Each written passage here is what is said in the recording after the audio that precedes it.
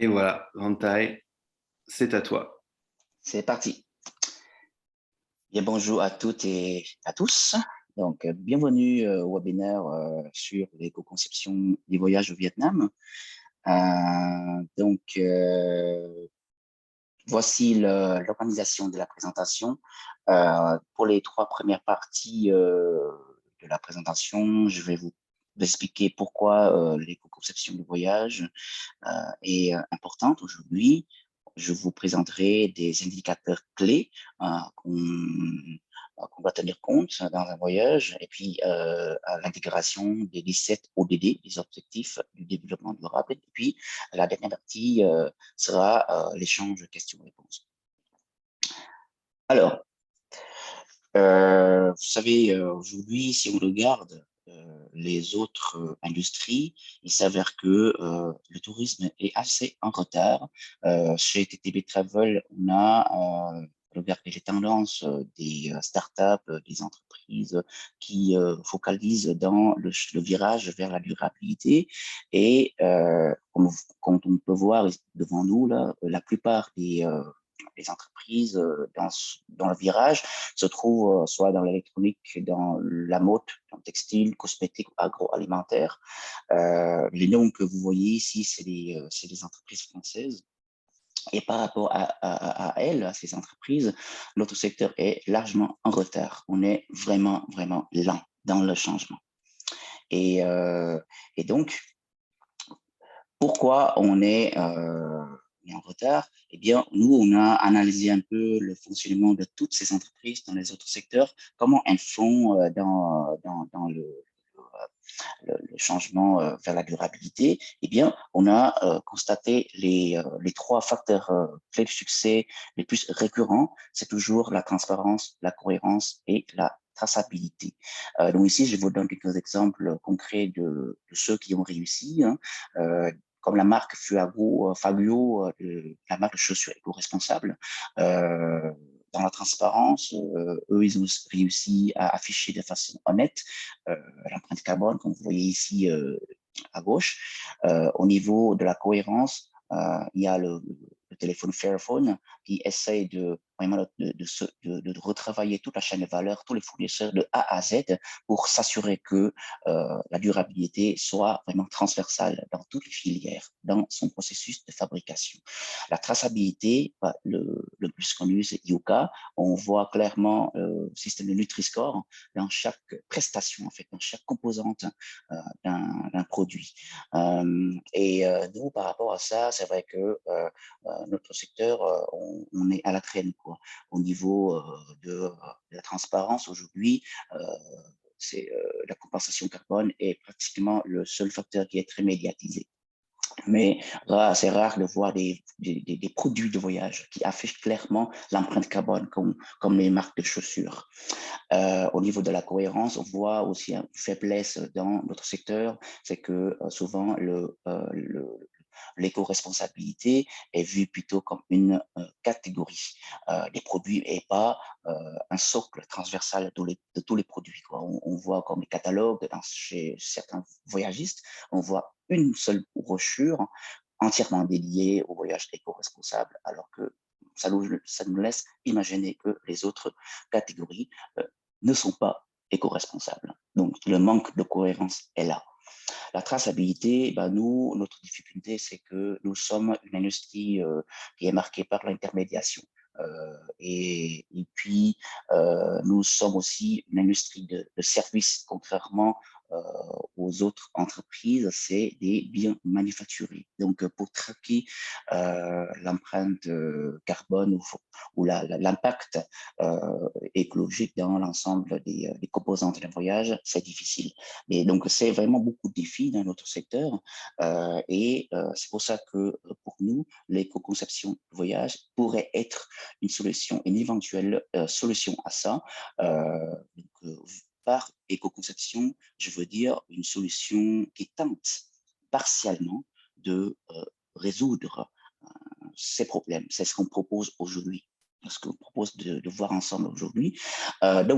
Chez TTB Travel, on s'inspire largement de ce qui se passe ailleurs dans les autres industries pour pouvoir, on s'inspire, on prend des bonnes idées, on prend de bonnes pratiques et on tente d'appliquer ces bonnes pratiques dans notre secteur. Et donc, le tableau qu'on a devant nous, c'est un fruit de notre travail.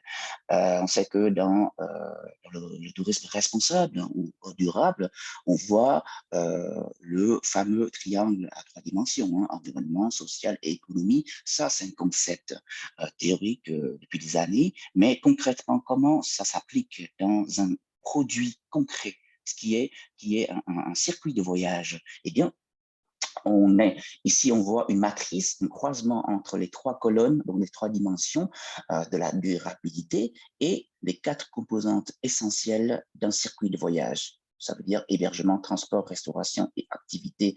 Et donc, via ce croisement, via cette matrice, on tente justement de répondre aux 3 facteurs clés du succès. Ça veut dire la transparence, la cohérence et la traçabilité.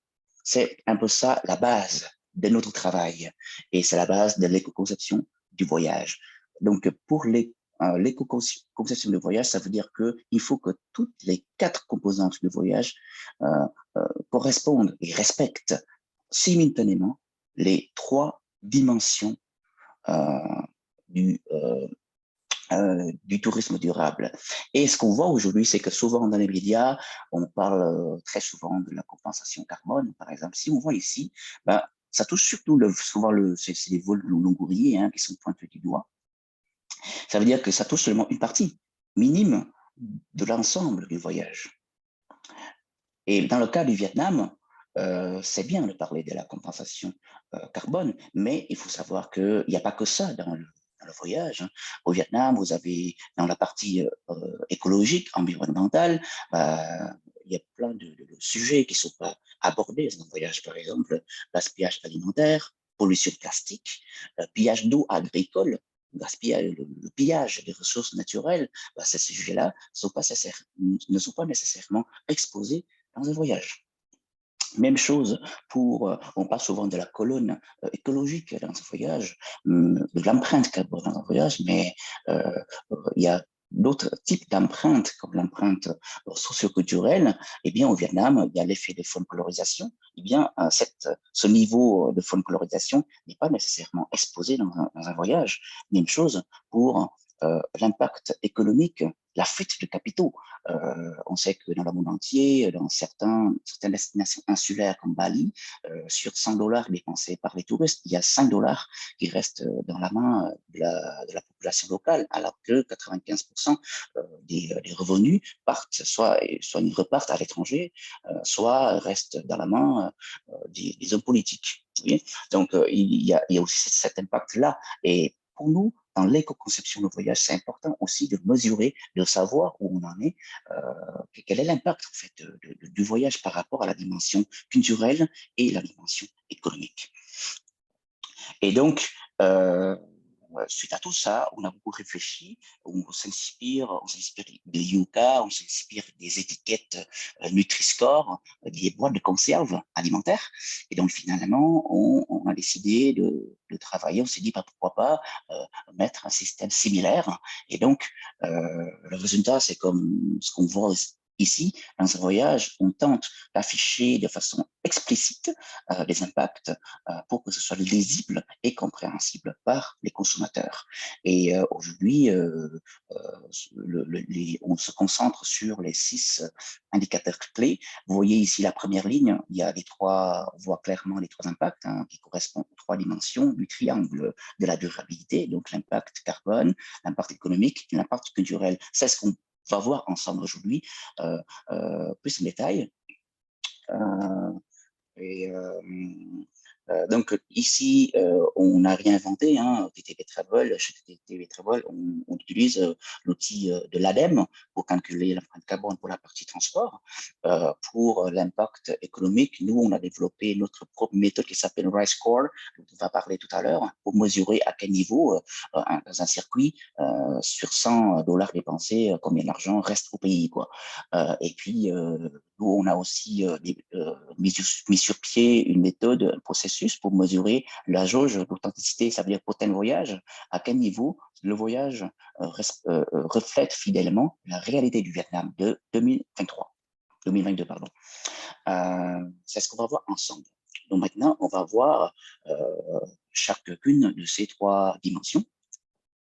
Alors pour le calcul émission CO2, c'est compliqué. Hein. On sait très bien que pour mesurer l'impact carbone d'un voyage, c'est hyper compliqué parce que il y a la partie hébergement, transport, restauration, activité. C'est hyper compliqué de calculer puisque c'est l'intermédiation.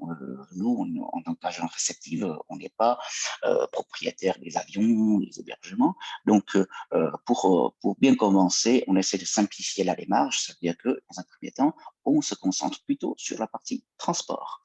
Donc ici, on utilise l'outil de l'ADEME pour calculer.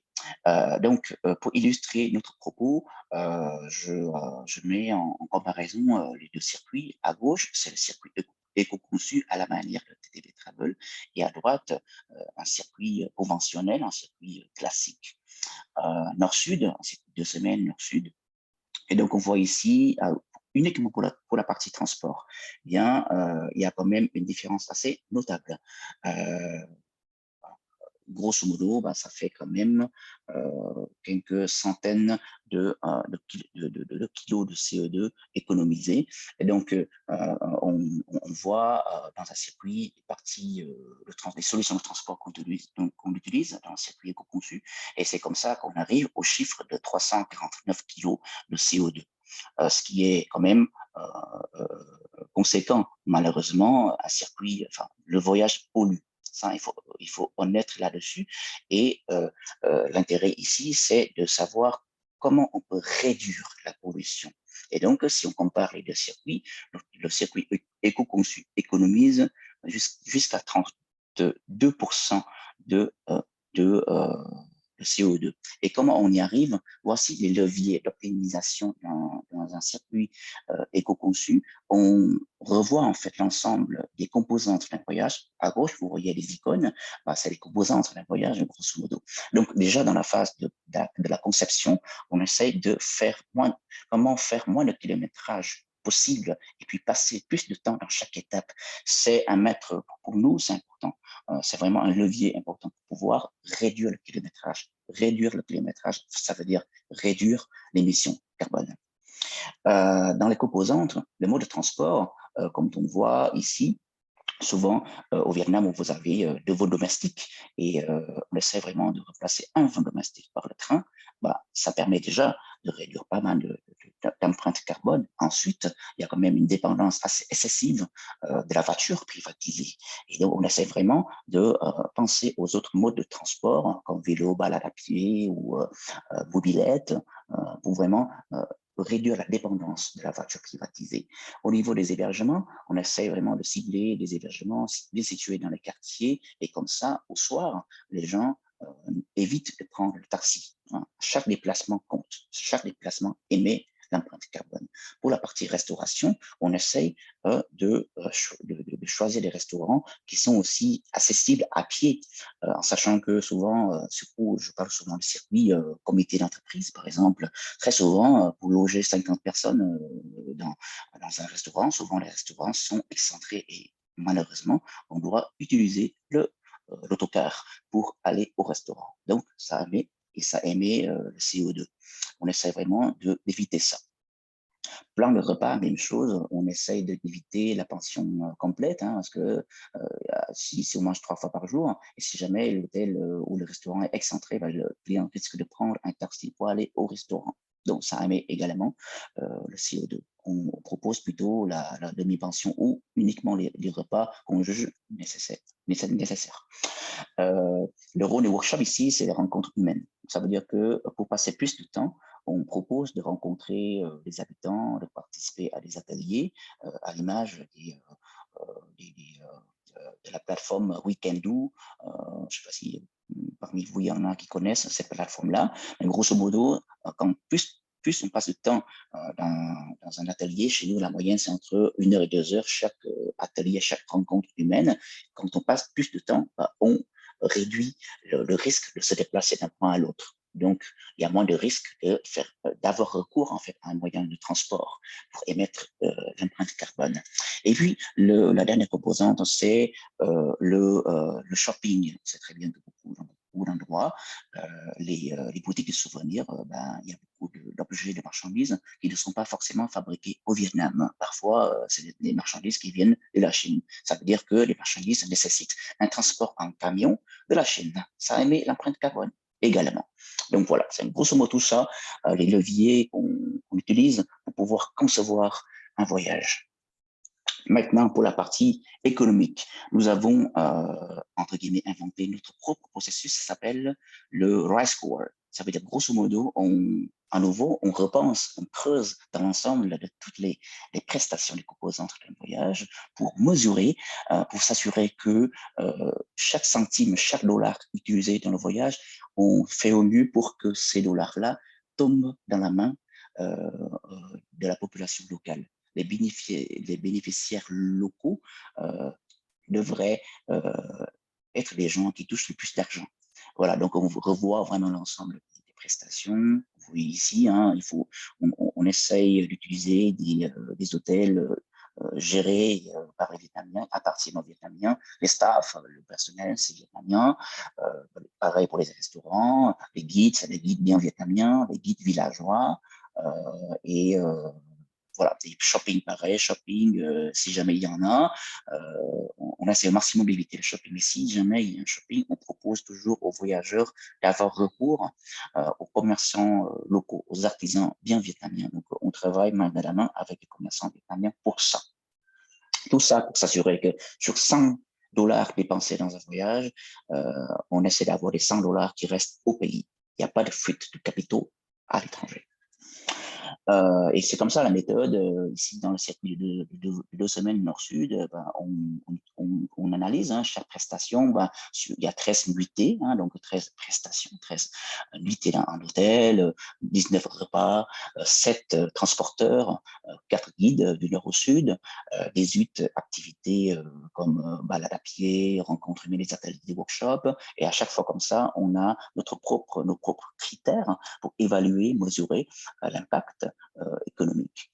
Et c'est comme ça qu'on arrive à un score moyen de tout ça pour donner un score final. Et c'est comme ça qu'on arrive au score de 85% de ce circuit type.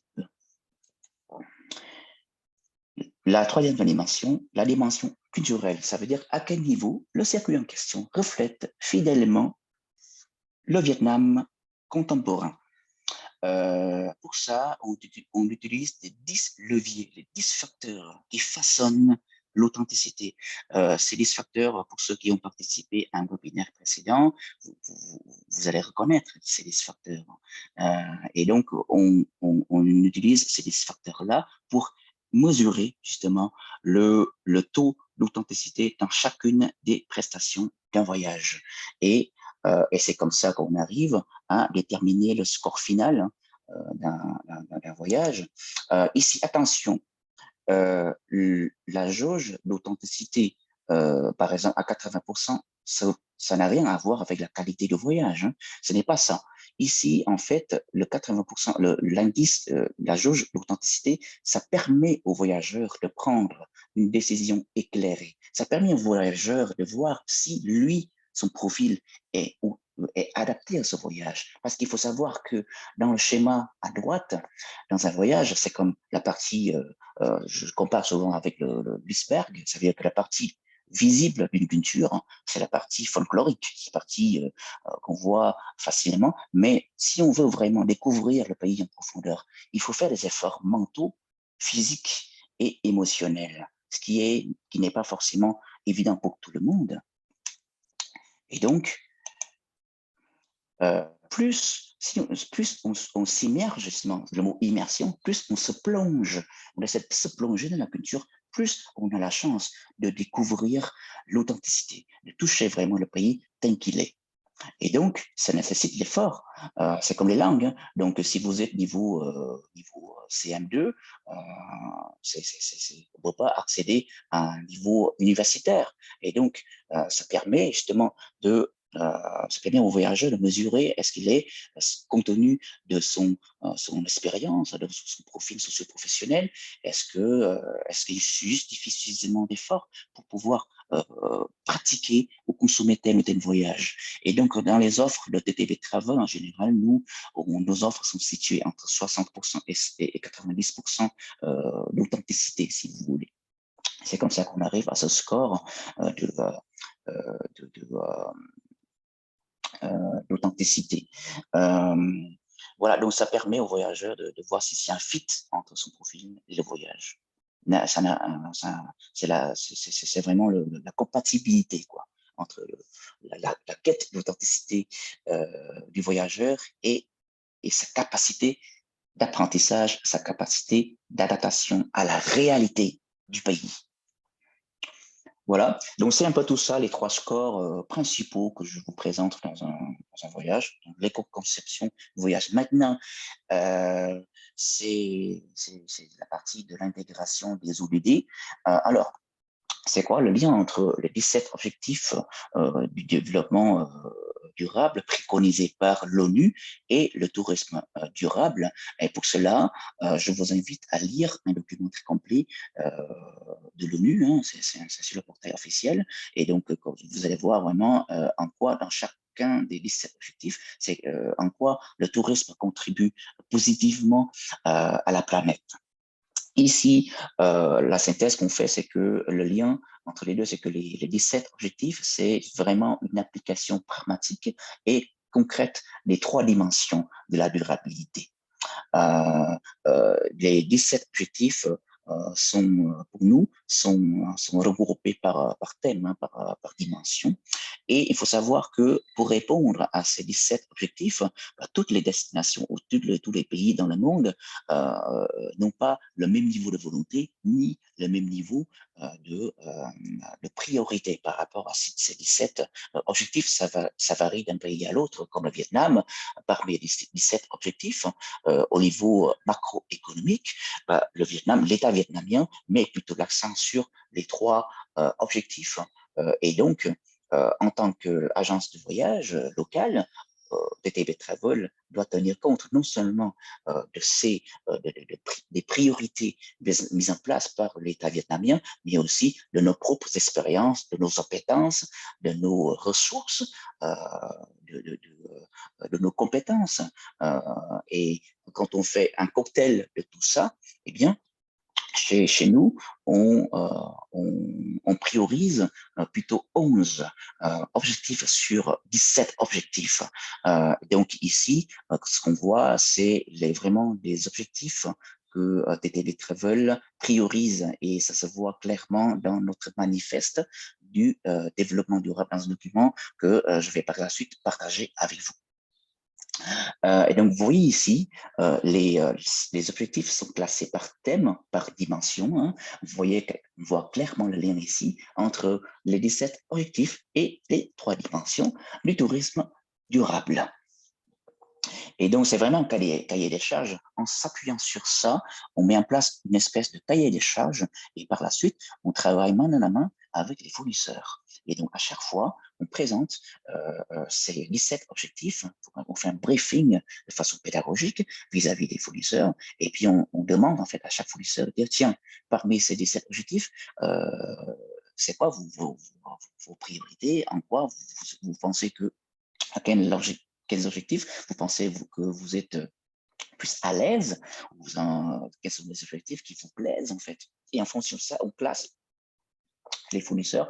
C'est vraiment des dialogues, des échanges assez longs hein, pour pouvoir mettre en place les objectifs. Et donc, nous, dans les voyages éco-conçus, parfois, on glisse des activités optionnelles, facultatives dans le voyage et on explique clairement dans nos fiches techniques, c'est que pour telle activité, eh bien, ça correspond à tel ou tel objectif. Comme on voit ici, souvent dans les voyages au Vietnam, nous, dès le début, dès le premier jour, on propose une séance de massage traditionnel pour vraiment se détendre après un long vol. Et on travaille étroitement avec un institut de la réflexologie faciale.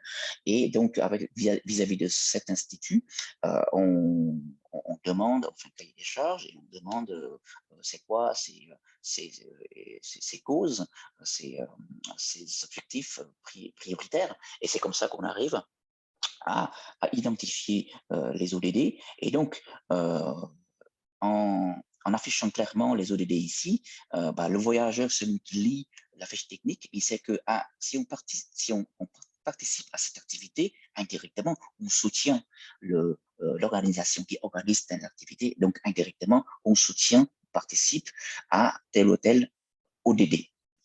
Et on sent que c'est concret, on sent qu'il y a un impact positif, quoi. Il y a toujours un sens positif. On est dans l'encouragement, on est dans la pédagogie. Aujourd'hui, on incite les voyageurs à prendre des actions vertueuses. Et dans la même chose, à chaque activité, on a une fiche comme ça. Donc, le nettoyage, on propose de façon facultative aux voyageurs de participer éventuellement à une opération de voyage lors d'une croisière dans la baie de Lanha, donc dans l'île de Katba, qui est voisine à la baie d'Along. Donc, ils sont invités à participer à cette activité. Donc, en participant à cette activité, ils soutiennent tel ou tel ODD. Donc, à nouveau, on travaille très étroitement avec une entreprise locale ici pour vraiment organiser, co-créer cette activité. Voilà. Donc, c'est un peu ça quelques exemples. Et par la suite, nous, souvent, quand on travaille avec des agences de voyage, on envoie non seulement le programme détaillé et la cotation, mais en plus de ça, on envoie aussi un troisième document qui s'appelle une fiche technique de durabilité. Ça ressemble un peu à un mode d'emploi d'un produit iPhone ou une étiquette de textile. Donc, ça affiche un peu comme ça. On va voir ensemble à quoi ressemble la fiche technique.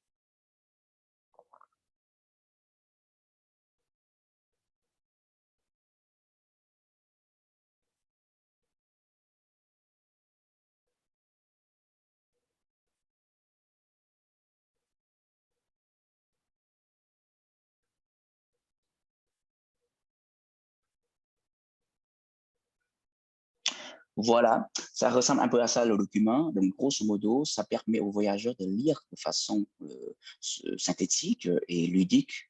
On explique clairement en quoi tel ou tel voyage s'inscrit dans la démarche éco-responsable. Et le mot de la fin, c'est que on lutte contre le tourisme de masse. On quitte définitivement le tourisme de masse. Et via cette méthode d'éco-conception, certes, ce n'est pas optimal, ce n'est pas parfait. On tente seulement en partie de résoudre les problèmes. Et TTP Travel a besoin de vous, voyagistes et agences de voyage, pour travailler ensemble, parce que seul, on ne peut pas réussir. Chez TTP Travel, on croit fermement à la fable des colibris. Nous sommes tous des colibris, et si on arrive à former une armée de colibris, on va réussir dans cette longue bataille, dans ce long combat contre le tourisme de masse. Voilà. Donc, c'est un peu ça la présentation. On passe maintenant aux échanges. Je ne sais pas si vous avez des questions pour moi. Donc, pour ceux qui voulaient me contacter, vous avez mes coordonnées. Bravo, Vantai, pour ce discours passionnant. On a une question qui est arrivée tout à l'heure, qui nous demandait si ce qu'il en était des véhicules électriques au Vietnam actuellement. Alors, OK, on n'est pas encore rendu là au niveau des véhicules électriques. Vous avez forcément vu dans les médias, il y a VinFast qui fait beaucoup de pubs là-dessus, mais on n'est pas encore là au niveau du véhicule électrique. Et donc, on n'est pas encore là. On est encore très, très loin dans cette démarche-là. Et puis, personnellement, je pense que le véhicule électrique ne résout pas tous les problèmes de la pollution, hein. Il faut savoir que le véhicule, c'est qu'une partie de la pollution. Nous avons encore la pollution plastique, par exemple, les déchets plastiques qui sont même dans le quotidien des gens. Et donc, surtout pour le Vietnam, les enjeux sociétaux, c'est plutôt la pollution plastique et la pollution de l'air. C'est les deux types de pollution qui sont plus importantes que le véhicule électrique, quoi. Même si le véhicule électrique, on propose comme la solution la plus facile, quoi, pour résoudre toutes sortes de pollution, quoi. Mais ça ne résout pas vraiment radicalement le problème de pollution chez nous, quoi. Voilà. Donc, non, véhicule électrique, on n'est pas encore là, hein. Absolument pas. Aucun usager de véhicules électriques dans la population vietnamienne. Voiture électrique, non. Voiture électrique, non. VinFast fait beaucoup de pub dans la production future, la fabrication future, mais il n'y a pas encore de distribution, hein. D'accord. On est dans une phase de publicité, là. Il n'y a pas de commande chez nous, hein.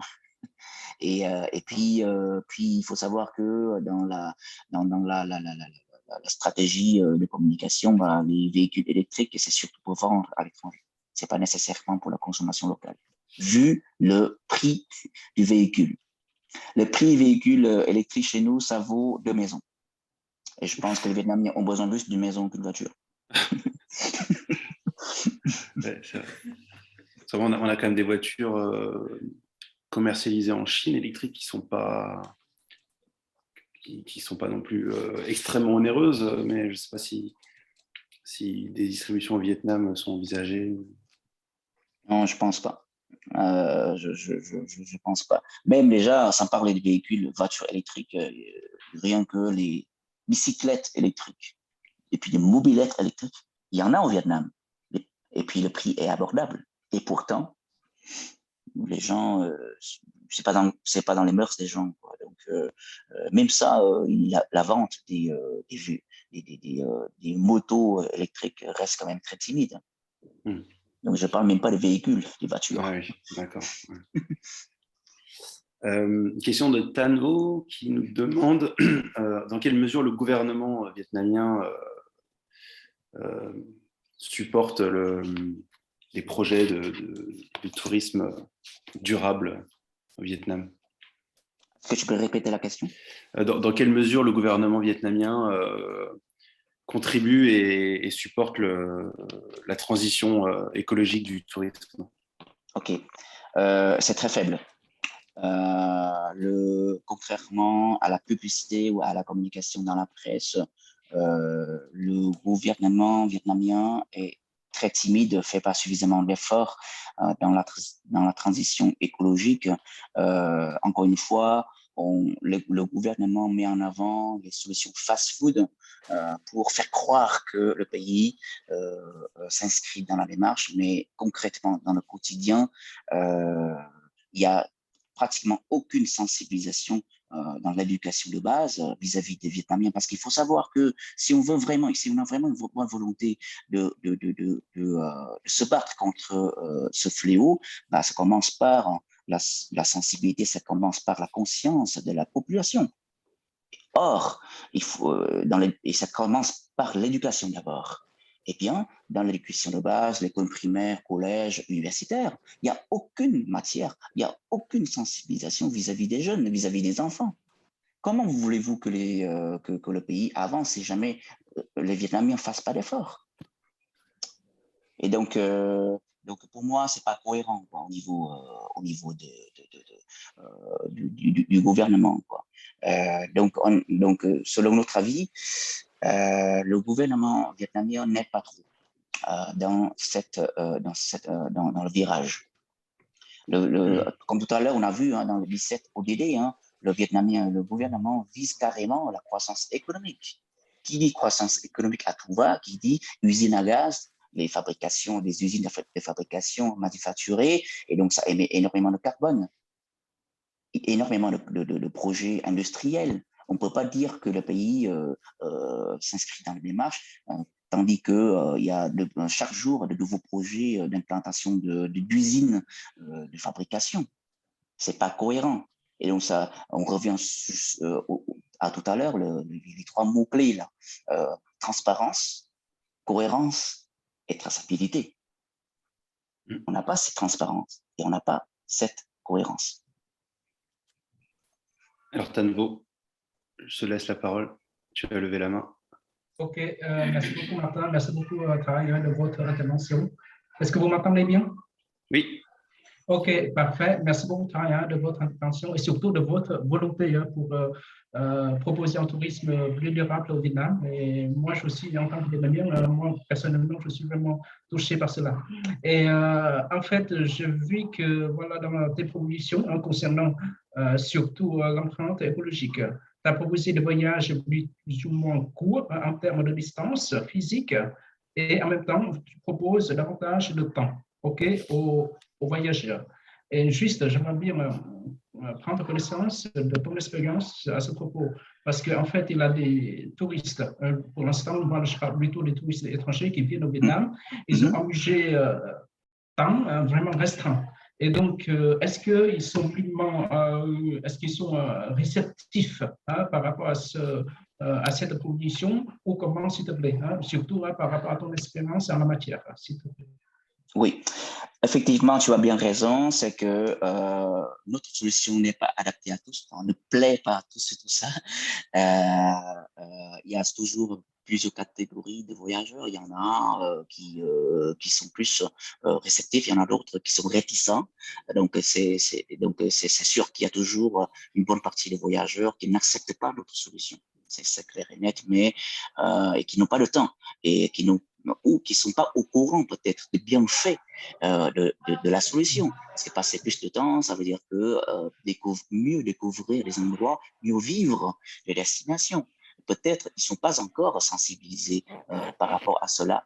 Peut-être. Hein. Et donc, c'est pour ça que le travail de pédagogie, le travail de sensibilisation est important. Merci. Oui. Mais toi, personnellement, pardon? Ah, vas-y. Oui, personnellement, en tant que professionnel, est-ce que tu y crois? On vit le tourisme économique. Oui, j'y crois fermement. J'ai cette conviction très profonde, c'est très, très intime. J'ai une conviction profonde, c'est que tout est un travail de pédagogie et de sensibilisation. Il faut franchir le premier pas, il faut faire notre part. Encore une fois, je répète toujours la fable des colibris. C'est aujourd'hui, je pense, à une démarche de bas de l'entonnoir en fait, dans la hiérarchie pyramidale. C'est surtout nous, les acteurs privés, qui essayent de faire les choses et par la suite, on essaye vraiment de former un ensemble en bas de l'échelle. Et puis après, on va remonter en fait l'information, on essaie de créer un mouvement et ça va remonter en haut et ça va créer une pression sur l'ensemble de la pyramide. Et comme ça, les gouvernements devraient réfléchir par rapport à ça. Donc, si personne ne le fait, rien ne sera fait et personne n'avance. OK, merci beaucoup, Tara. Je vais laisser le temps aux autres. Merci beaucoup. Merci à toi.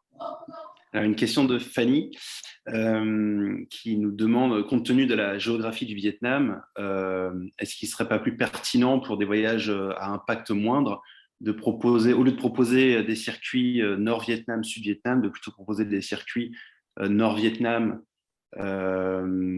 combinés avec le Laos ou Vietnam Sud combiné avec le Cambodge? Ou est-ce que ça resterait tout aussi polluant? Une bonne question. De toute façon, on pollue tout le temps. Hein. Dès qu'on se met en mouvement, on pollue. Hein. L'intérêt ici, c'est de réduire, de concevoir un itinéraire qui pollue moins, tout simplement. Donc oui, effectivement, aujourd'hui, pour avoir moins d'impact, d'empreinte carbone, il y a souvent deux leviers. Soit pour la même durée, on se concentre sur un nombre limité de régions. Soit pour la même superficie, on prolonge la durée du séjour. Donc, par exemple, le circuit nord-sud de semaine tout à l'heure, pour faire nord-sud, ben, je propose de prolonger le circuit à 3 semaines, par exemple. Par contre, si on n'a que 2 semaines, effectivement, il vaut mieux se concentrer soit uniquement sur le Nord-Vietnam, soit Nord-Centre, en employant un déplacement terrestre, le train de nuit, soit en combiné Vietnam-Laos, mais uniquement par voie terrestre, sans avoir recours à un vol. Parce qu'on sait très bien qu'un vol, ça pète beaucoup de CO2. Et Vincent me demande si toi, avec TTV Travel, tu fais de la sensibilisation auprès des réceptifs vietnamiens ou des agences vietnamiennes. Est-ce que tu penses que ça pourrait faire, ou sinon, est-ce que tu penses faire progresser la durabilité du tourisme sur place? D'ailleurs, j'ajoute à la question, est-ce que, par rapport à ce que tu disais tout à l'heure, est-ce que toi, à ton échelle, tu as déjà essayé de faire du lobbying auprès du gouvernement pour faire changer les choses aussi? OK, 2 questions. La première question, dans un premier temps, nous, non, pour l'instant, on n'a pas encore amorcé le travail de sensibilisation vis-à-vis des homologues, des confrères, mais plutôt de revoir et de retravailler notre propre chaîne de valeur. Ça veut dire que pour que nos produits soient cohérents, encore une fois, bah, il faut travailler d'abord, il faut commencer par la sensibilisation vis-à-vis de nos propres fournisseurs. Ça veut dire les hôteliers, les restaurants, des guides, des chauffeurs. On commence d'abord par ça. Et une fois qu'on juge que nos produits sont suffisamment cohérents, que nos fournisseurs, nos partenaires, nos prestataires soient cohérents, et bien par la suite, on peut par la suite entamer la deuxième étape, c'est de sensibiliser des confrères. Alors, la deuxième question, est-ce que nous, à l'échelle d'entreprise, on a fait de lobbying vis-à-vis du gouvernement? Non, non, et parce que tout simplement, pour l'instant, je parle même pas du niveau élevé, niveau gouvernemental, rien qu'au niveau provincial, au niveau des régions, c'est déjà très difficile de convaincre les autorités locales à s'en aller vers la durabilité au Vietnam. C'est extrêmement difficile, et parce que ça commence par un travail de sensibilisation de base, ça commence par l'éducation, et les gens ne sont pas encore rendus là. Et donc, il faut travailler autrement, quoi. Et donc, nous, notre démarche, c'est vraiment de commencer par les fronts à l'étranger avant de retourner au Vietnam pour ensuite s'imposer en tant qu'acteur local. C'est un peu comme ça dans la mentalité vietnamienne. Il faut savoir que nous, les Vietnamiens, on aime bien un peu la notoriété, quoi. Si on écoute quelqu'un, il faut que cette personne-là s'impose au niveau de légitimité, au niveau de crédibilité et au niveau d'autorité par l'étendue de son réseau. Donc, pour pouvoir convaincre, faire du lobbying vis-à-vis de quoi que ce soit, il faut réunir ces 3 éléments importants: crédibilité, légitimité et autorité. Et pour cela, notre tactique, c'est qu'on commence par l'étranger, par l'international. On essaie de tisser des liens à l'étranger pour vraiment nous faire connaître. Et une fois qu'on est, entre guillemets, connu, là, on va revenir dans le pays pour dire, tiens, regardez, nous avons telle ou telle notoriété, nous avons fait des interventions auprès de telle ou telle université à l'étranger. Ça donne un nom, ça sonne international, quoi. Quand on a cette notoriété internationale, c'est plus crédible vis-à-vis des locaux. C'est un peu comme ça notre tactique. Alors, Justine a une remarque sur le Travel Score. Donc, Justine, si tu veux prendre la parole, je t'en prie. Super, merci. Tout d'abord, je voulais dire, franchement, très beau travail. C'est un travail de titan, donc franchement, chapeau d'avoir mis à plat tout ça. Juste par rapport au Travel Score, on voit les impacts économiques et culturels, mais on ne voit pas forcément les impacts sur tout ce qui est environnemental, milieu naturel et faune sauvage, etc. Est-ce que c'est parce que vous êtes peut-être plus porté vers l'aspect culturel ou c'est un choix de ne pas l'avoir mis en avant? Pourtant, je trouve que c'est quand même important de le mettre en avant, tout ça. Oui, en fait, tu as bien raison, c'est que à cause de la durée de notre présentation, mais dans le concret, on a quand même d'autres aspects écologiques, environnementaux. On travaille par exemple, bon, pas forcément la faune et la flore, mais les conséquences, mais plutôt les conséquences indirectes, par exemple la pollution plastique, tu vois. Évidemment, la pollution plastique crée des effets négatifs directs là, sur la faune et la flore, n'est-ce pas? Donc, si on revient tout à l'heure, je sais plus, dans le voyage, on essaie vraiment de réduire la, les déchets plastiques. Concrètement, les bouteilles plastiques, c'est vraiment notre fer de lance en ce moment. On fait en sorte que les voyageurs n'aient pas de dépendance vis-à-vis des bouteilles plastiques. Parce que qui dit bouteille plastique dit pollution plastique. Oui. Donc pollution océanique et puis les oiseaux, la faune, la flore, ça. On sait très bien que les conséquences derrière. Donc, oui, on travaille en amont. C'est surtout là, parmi les focus, si tu veux, c'est vraiment la pollution plastique. D'accord. Les pailles plastiques, les bouteilles plastiques. Là, dans le concret, là, on travaille, on fait en sorte que, voilà, on essaie vraiment de limiter ça. Oui. Donc, work de inox à l'arrivée, on met à disposition un sac pliable, on met à disposition un kit zéro déchet, quoi. Et comme ça, les voyageurs auront un outil pour ne pas avoir recours à des bouteilles plastiques et des pailles plastiques. Est-ce que ça répond à ta question? Oui, oui, oui, bien sûr, mais j'aimerais en discuter avec toi du coup plus tard, si tu es d'accord, oui, connaître bien un peu sûr. plus. Merci. Je pense que tu vas avoir beaucoup de prise de contact derrière, parce que beaucoup de gens sur le chat disent qu'ils veulent en reparler avec toi par la suite. Alors, si vous avez d'autres questions, n'hésitez pas, il nous reste un peu de temps. Je ne sais pas s'il y a d'autres questions. Ouais. Aussi, Vantaï, toi, tu as des questions qui peuvent être posées parfois sur ce sujet qui n'ont pas été posées, n'hésite pas. Oui, de toute façon, la question pour vous, tous et nous, enfin, aussi à nous tous, hein, c'est que quel est votre ressenti en fait vis-à-vis de ce virage? Bon, on sait très bien qu'après 2 ans de pandémie, il y a quand même une prise de conscience et pensez-vous que dans vos régions respectives et aussi dans votre propre réseau de prestataires ou de fournisseurs à destination, pensez-vous qu'il y a un mouvement quelque part? Ou est-ce que c'est juste moi tout seul dans mon coin en train de prêcher le combat, quoi? Est-ce que quelqu'un répond? N'hésitez pas, hein. Ouvrez vos micros, vous pouvez prendre la parole. Ouais. Tu n'es pas le seul, la révolution est en route, dit Emmanuel. C'est vrai qu'effectivement, sur ce webinaire, tout le monde est convaincu de l'utilité de ces démarches.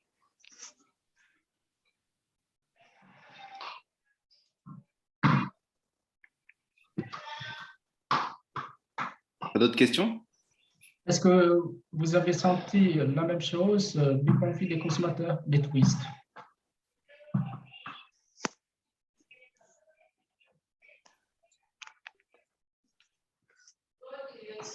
Ah, je ne sais pas si Vantaï a entendu la question. Tu es en muet, Vantaï? Je suis en mute? Non, ouais, je suis voilà. pas en mute. Ah, tu n'es pas en mute? Ah. Non, je suis pas en mute. Tu as entendu la question de Tanvo? C'est la question vis-à-vis des consommateurs. Est-ce que je fais le travail de sensibilisation, c'est ça? Est-ce que c'est bien ça la question?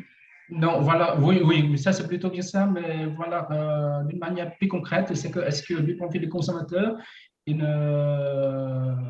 ont aussi la même prise de conscience de l'environnement, hein, comme toi, par exemple. Ok.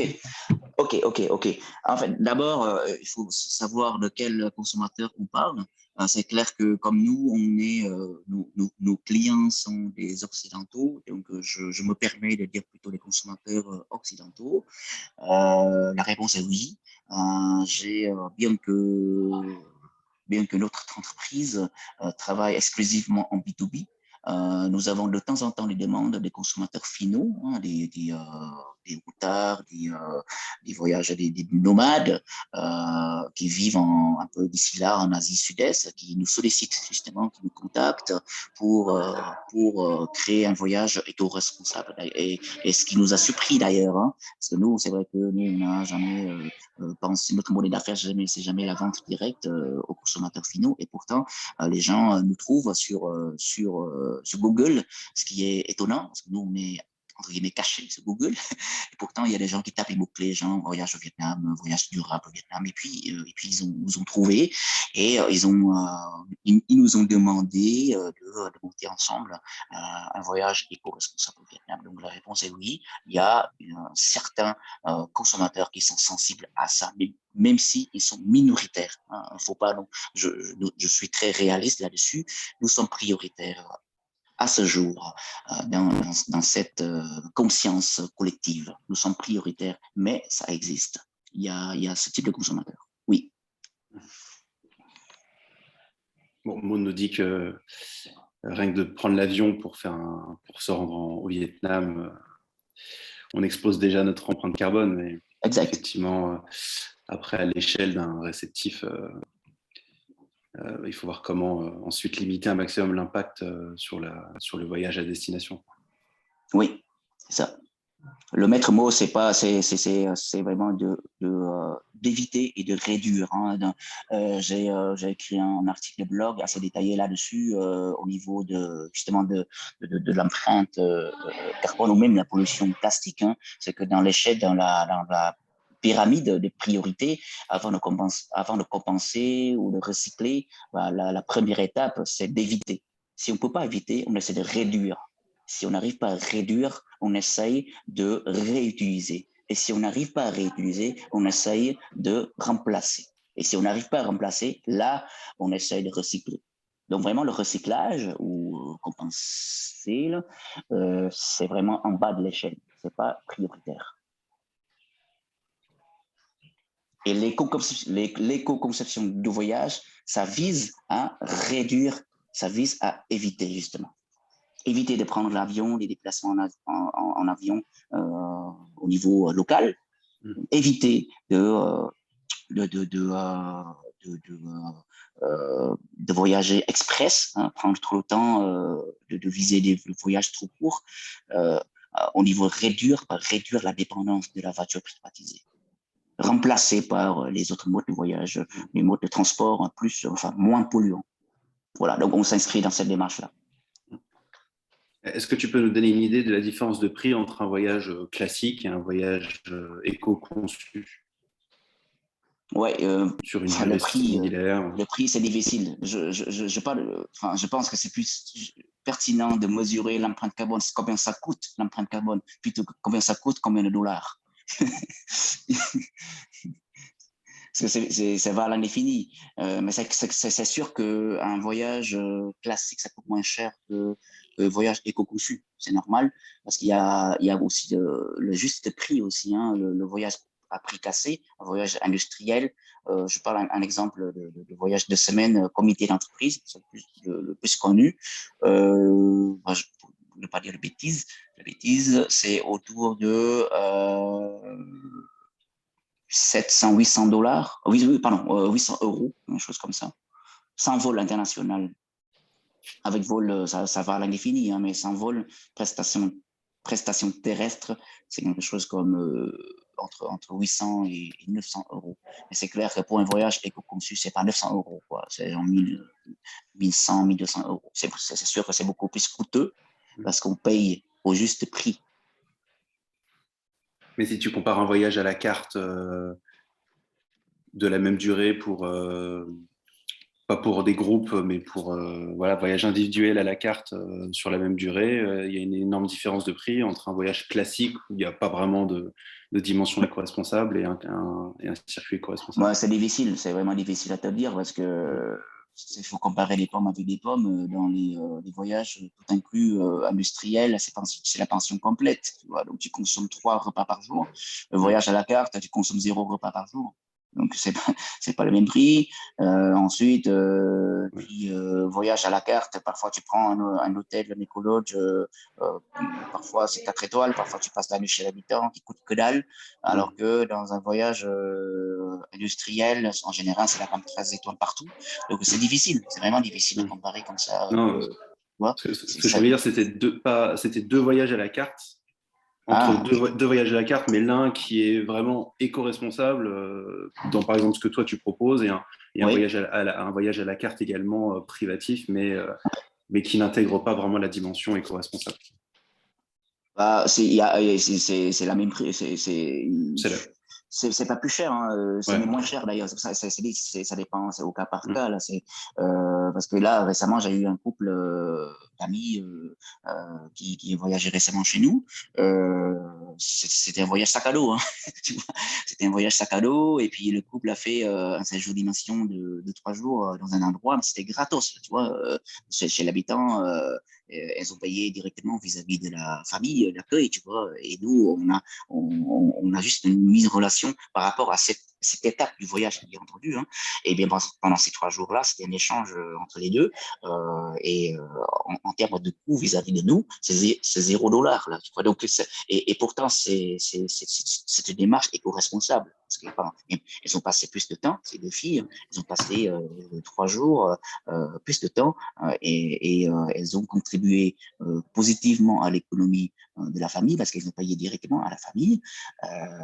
Et puis, elles ont utilisé nos gourdes et notre kit zéro déchet pour ça. Et donc, en termes de coût, c'est $0. Et pourtant, c'est éco-responsable. Donc, c'est vraiment... c'est difficile à dire si un voyage éco-responsable coûte plus cher qu'un voyage classique ou pas. Je pense pas. Hein. Je pense pas. Tout dépend des choix de prestations que tu prends. Oui. Par contre, un bon argument à mettre en avant. À une part égale, par exemple, ici, si on fait un trek, par exemple, une rando dans un endroit, très souvent, il est répandu, une pratique assez répandue, c'est que l'agence peut très bien utiliser un seul guide qui quitte la capitale pour accompagner le groupe. Et c'est un seul guide-là qui accompagne le groupe pendant 3 ou 4 jours de trek à la campagne. Et on ne fait pas appel à un deuxième guide de villageois, par exemple. Tu vois? Et alors que nous, on utilise les deux. On utilise à la fois le guide francophone qui vient de la ville et on utilise un deuxième guide villageois qui est d'office parfois le chef de la famille d'accueil, tu vois. Et comme ça, on crée l'économie parce qu'on crée de l'emploi, on crée un revenu complémentaire pour ce guide villageois. Donc forcément, ça percute sur le prix parce que il y a un coût supplémentaire vis-à-vis de ce deuxième guide. Et donc oui, dans ce cas très précis, un voyage éco-responsable est plus coûteux qu'un voyage classique du fait de la présence du deuxième guide. D'accord. Tu vois, donc ça, c'est vraiment au cas par cas. Là. C'est très variable. Oui. Ouais. Bon, est-ce qu'il reste, est-ce que certains ont encore des questions? N'hésitez pas à prendre la parole oralement. En tout cas, tu as beaucoup de félicitations et on te remercie infiniment pour cette présentation passionnante. Ça fait plaisir et merci à tous. Merci à vous tous d'avoir pris le temps d'échanger avec moi à ce sujet difficile, un sujet complexe. Hein. Personne ne dit que c'est facile. Mais c'est une nécessité. Pour nous, aujourd'hui, la durabilité, ce n'est pas une option. C'est vraiment une nécessité si on veut vraiment rendre notre planète plus vivable pour nos enfants. Et il n'y a pas de planète B. Non. Pour nos enfants, il n'y a pas de planète B. Il y a seulement la planète A. Merci à tous pour votre participation, vos questions. Merci à toi, Vantaï. Le webinaire a été enregistré. Vous aurez le replay à disposition dès cet après-midi. Et vous pouvez évidemment contacter Vantaille directement pour davantage de questions et d'échanges. Merci beaucoup à tous et puis à bientôt dans un prochain webinaire. Merci beaucoup. Merci.